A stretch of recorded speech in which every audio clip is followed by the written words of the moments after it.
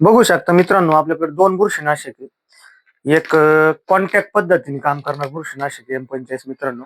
त्याच्यावर उल्लेख आहे स्पर्श फुफुदनाशक, म्हणजे कॉन्टॅक्ट मध्ये येणारी बुरशीचा म्हणजे नियंत्रण मिळवण्याचं काम करतं मित्रांनो. तर मित्रांनो, एक बुरशीनाशक आहे मॅट्रिक्स, याच्यामध्ये 35% मॅट्रिलॅक्झिन. मित्रांनो, हे आंतरप्रवाही पद्धतीने काम करतं, म्हणजे सिस्टमिक पद्धतीने काम करणार बुरशीनाशक मित्रांनो. आता ऊन हे वाढत चाललंय मित्रांनो.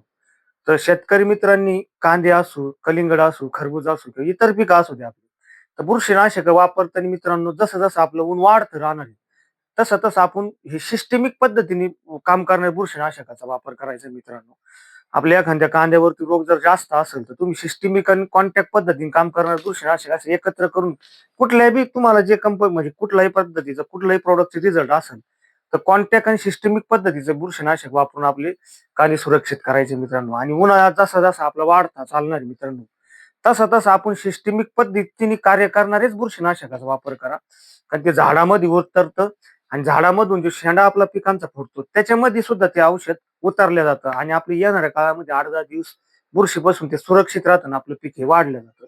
अशा पद्धतीने नियोजन करायचं आहे. आणि पावसाळ्यामध्ये मित्रांनो, कॉन्टॅक्ट पद्धतीने काम करणाऱ्या बुरशीनाशकांचा वापर करत जा.